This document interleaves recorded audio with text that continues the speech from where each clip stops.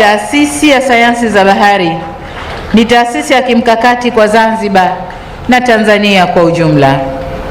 Kama taifa lenye ukanda mrefu wa pwani na visiwa, mustakabali wetu wa maendeleo unahusiana moja kwa moja na bahari.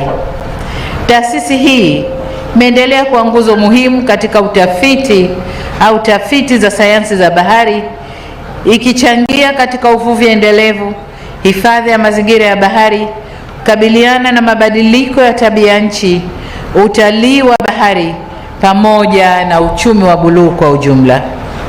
Majengo tunayoyazindua leo ni sehemu ya utekelezaji wa mradi wa elimu ya juu kwa mageuzi ya kiuchumi, yaani HIT, na yamejengwa kwa viwango vinavyokidhi mahitaji ya ufundishaji wa kisasa, utafiti, ubunifu na mazingira bora ya kujifunzia.